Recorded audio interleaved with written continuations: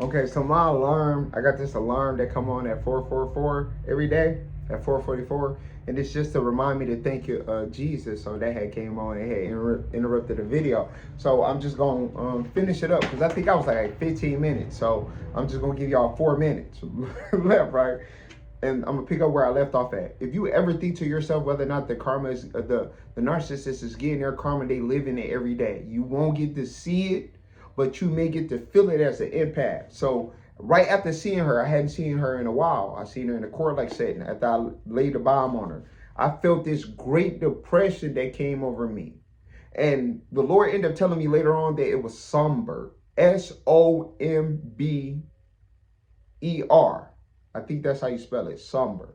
Somber. Go look it up. And it's like gloom. And I knew it wasn't from me because I don't experience that. I've never experienced this in my entire life. Like, this was deeper than depression. Like, I've been depressed before. I felt anxiety before. Like, if you felt anxiety before, you know it felt like you falling down a flight of stairs. That's what anxiety feels like. Depression make you want to get in the bed and not get up because you don't really have a good reason to get up because you're depressed, you're sad. Somber is deep. It's like, it's deeper than depression. It's depression times 10. I've never experienced that in my entire life. So I asked the Lord, like, what is this? He said, this is what your child's mother feel every day. Being her. Living in her karma. And I'm like, okay, well, cool. Like, what can I do about it? I can't intercess. There's no intercession for her or me. Like, how? Okay, so my intercession is prayer. I pray for her all the time. I'm like, please, Lord, protect my child's mother, protect my son. Don't let nothing happen to them. Even though I'm dealing with this, I have enough common courtesy and decency and love within myself to pray for her so that love can be extended. But when I felt that, I said, whoa, what's the price of being a narcissist? What's the price of being withholding? When you feel like this every day. And if you got a boyfriend, oh my God, you're in trouble. See, have empathy and sympathy for the new guy, no matter if you're a woman or no matter if you're a man. If you're a woman and you dealing with a narcissistic dude and you're not in a relationship with him no more, and he went and got somebody else, pray for them. Because they probably going to experience some type of abuse. And maybe it's the same abuse you experience. If you're a man and you're dealing with a situation with a narcissist, and she a woman, and she go and get a new man, never be jealous, envious, none of that whack ass shit because it will not profit you. Pray for them because eventually they going to experience the same thing that God took you out of. Like I said before, we escape these situations with the hairs on our chin. The last thing we need to be doing is worrying about what they doing with somebody else, who they doing it with, how many people they doing it with, don't matter. I never think to myself about who my child's mother is doing something with. I don't care. Because I don't have no problems with women. So I'm not really having no issues with women for real. So what I care for. And therefore, I'm never jealous. I'm never envious. I'm never caring. My main focus is what it's always been, which is my son. And my recommendation, if I could give a recommendation, if you have a child with a narcissist, you got to give the situation up to God and let him give them the karma. Because we lose the battle, but we win a war every time. If you're a person out there and you don't have a child with a narcissist, you get away, cool, good. Stop thinking about them. Don't talk about them. Don't worry about the next person, the other person. Don't call them supply. Don't even wonder why they over there with them. Be happy that they ain't with you. Be happy they ain't ruining your life. Be happy that they ain't gaslighting you. Be happy that they ain't manipulating you. Be happy that they ain't love bombing you and falsehood. Be happy they ain't gray rocking you. Be happy they ain't silent treatment you. Do not let them swing around the block and get you. Don't let them hoover you. Because they will try to hoover you too. That's something I ain't talking about. They'll try to hoover you to try to see if they can come back and shake something up. Like, no. Don't let them shake nothing up. Leave them in the past. Like, if I didn't have a kid with my child's mother, she would be a distant thought process in my past. She would, I'm be honest. Because I took the 2 weeks to mourn her. See, what a lot of people who are exposed to narcissists don't do is they don't take the time to mourn the whole situation, to feel what you need to feel to move on. Just to move on. Feel what you're going to feel, then move on. If they use you and abuse you and took advantage of you because you was a good person, cool. Take it, move on. God will introduce you to somebody who will love you. Let me tell you something that pissed narcissists off a lot. Is when they try to use you, abuse you, and destroy you, but you end up finding somebody else that's willing to uplift you and build you. That pissed them off, because the only reflection that they ever indulge in is when they see you happy with somebody else. That's the only way you can get a narcissist to self-reflect. You cannot tell them straight to their face that they victimizing you as a narcissist, because they won't believe it.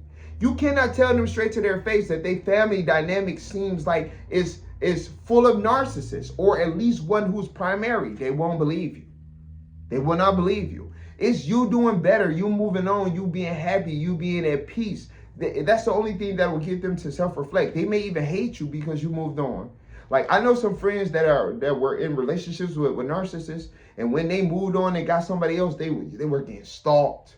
The narcissist would stalk the new girlfriend, be all on her social media, sending her messages, sending her emails, just being extra. Like, I've had one conversation with my child's new boyfriend, one. And after that conversation, I blocked him. I said to him, like, look, bro, I don't talk to the new person. I just talk to my baby mama. That's it. I don't know you. I don't want to know you. Like, me and him probably have spoken 10 words together between each other. Because when I see him out, I don't see him. I'm being honest. When I do see him, like if I go to pick up my son and he's there, I don't see him. Sometimes he used to get out the car to come around and open the door for her just to be seen. I still wouldn't see him. I don't know how to explain it. Like, most times when I go pick up my son and I see him and her, I don't see him or her, I just see my son. I don't really know how to explain that to y'all for y'all to understand, but that's how it is. I'm so focused on the mission, which is to get my son. I don't see him and I barely see her. Y'all probably gonna say I sound a little heartless just because of how I'm dealing with the narcissistic and a co-parenting situation. You guys are probably gonna say you seem like the type of guy who is not adversely affected by the dynamic in which you are dealing with. You seem like the type of guy who ain't lost 1 ounce of sleep or peace, although you dealing with something that's narcissistic and tough as far as co-parenting. You seem like you okay. You seem like you laughing. You seem like you smiling.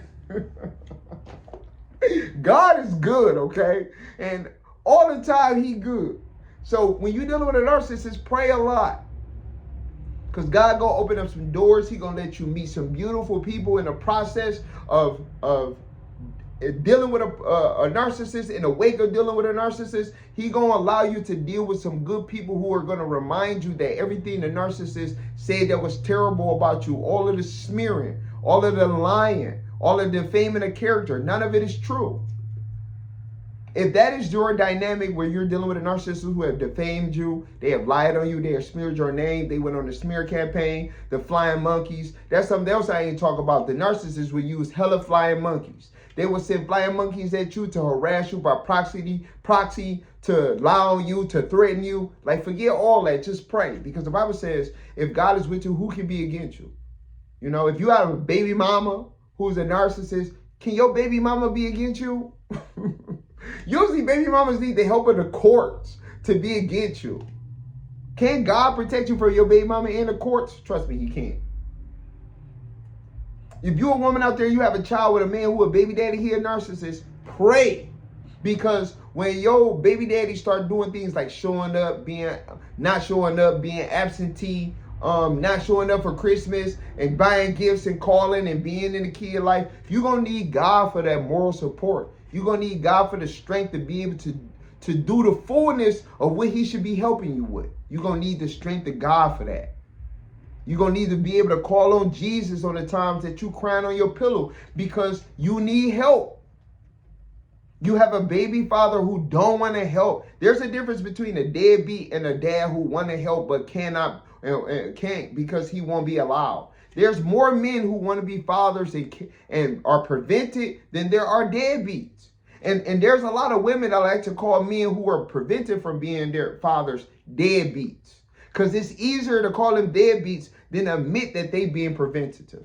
Listen, I'm going to tell you something. Can I tell you something? If you out here, you dealing with a woman or a man and they preventative, make sure you tell them what I told. What I told my child's mother. The more you are preventative on this human plane, the equal God gonna be when it comes to preventative on a spiritual plane. And it's not because God is immoral or unjust. It's because he paid what people, he paid what was owed. He paid what's owed. Karma come around by something like that. You don't let a man see his kids, God won't let you see his kids. His kid. And that's crazy. And I'm just saying it from my perspective. I told my child's mother that with total confidence. Because it's clear at this point, I'm dealing with a woman who is preventative and a woman who's showing signs of narcissism. And I'm comfortable with talking about it. At first I wasn't. But me actually doing it now, I'm comfortable. It feels great to talk about it because I'm sure it's going to help somebody. We don't just have to take dealing with narcissists and as end all be all or be all end all, however they say. That's not the situation.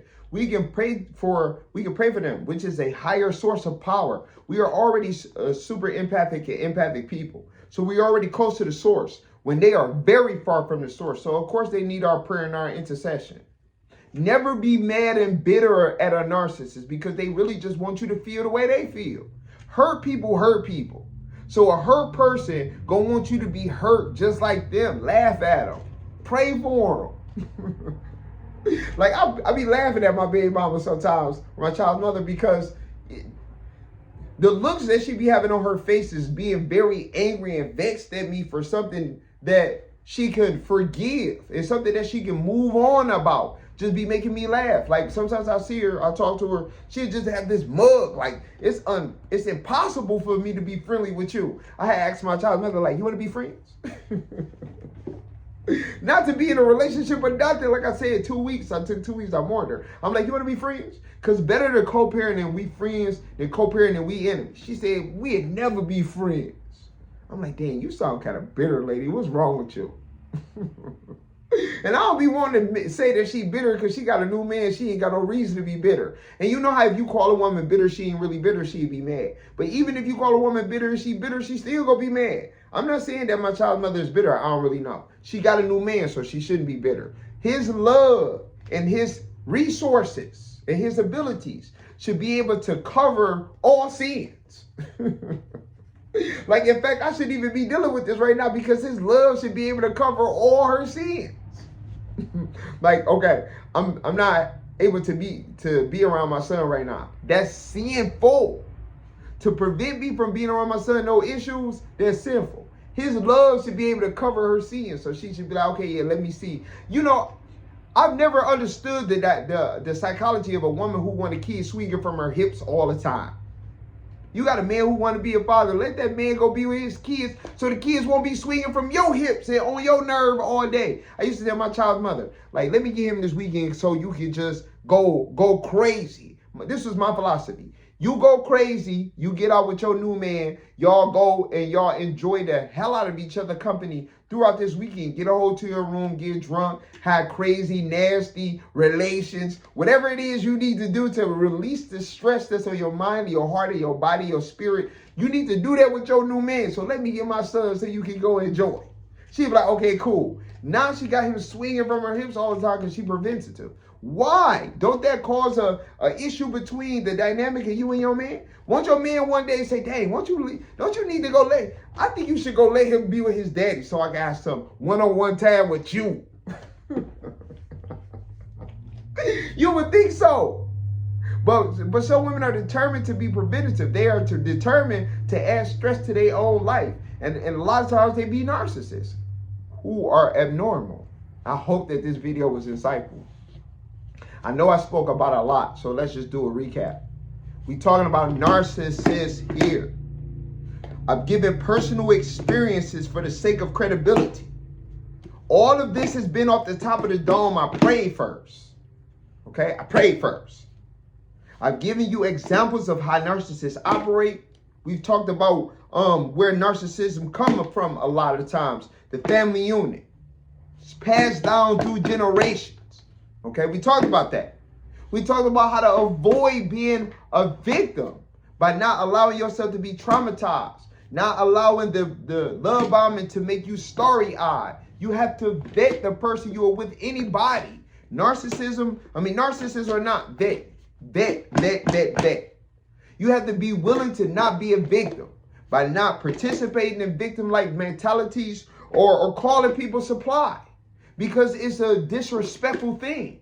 Even to call yourself supply. Aren't you a human? Aren't you a child of God? Aren't you more valuable than just being called a supply? Even if you're dealing with a narcissist. Usually narcissists don't call the people that they take advantage of supply. It's the people who've been taken advantage of that call other people supply, or healthcare professionals. I've never heard a narcissist say, oh yeah, let me go over here with my new supply. Like, no. They don't say that. It's always somebody else saying it, okay? So we've talked about how escaping a narcissist by the hairs of your chin is a good thing. To never be jealous or envious or allow triangulation to bother you, to make you lose peace. To avoid having conversations with the flying monkeys, who could be the new person or not. How to pray for them, because you have the capacity as an empath or a super empath to love on the level that they would never be able to, where they only give you that full capacity between 6 to 12 months, and then they run out of gas like a bad car, or they run out of energy like a bad battery needing to jump. See, okay, so I'm put to you like this. Narcissists can be likened to bad batteries that need to jump. They'll use and deplete all their energy with you in a love bomb, and they go get the jump from somebody new. That's not supply, that's just a new person.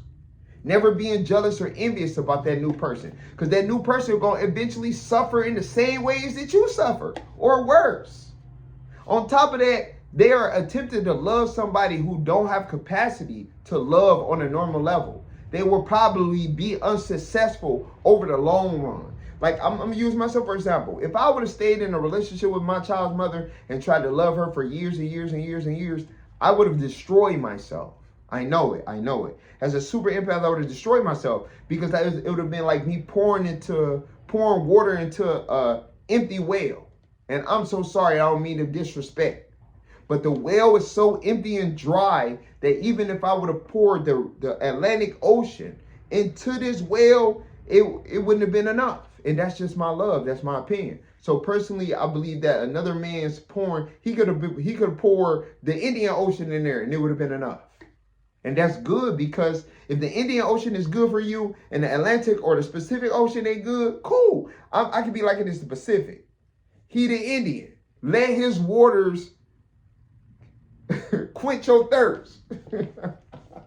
Why go over here and quench my queen thirst? You feel me? So we talked about the narcissist. We talked about narcissism and co-parenting. You don't have to be a narcissist to be bad at co-parenting. But narcissists are typically bad at co-parenting because they use kids as leverage and pawns. Shame on them. We talked about how being preventative can put you in a position of being preventative with God's son, and we all know that we need him. So, okay.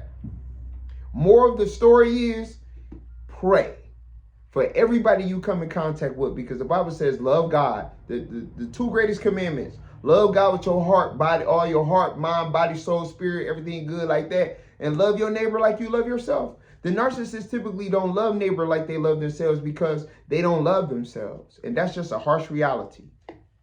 Okay, it's a harsh reality. I'm going to pray for everybody out here. I love you guys so much. Like, share, and subscribe for more videos. On this channel, we talk about everything. And we tell the truth about everything too, because the truth will set you free. I had to give you guys a little backdrop of what I'm dealing with currently. And I ask you guys to pray for me, because even though I know the Lord is going to vindicate me, he'll probably vindicate me a little faster if I had y'all help and y'all prayers and y'all intercessions and y'all supplications, okay? So I love you guys so much. Have a great day. God bless.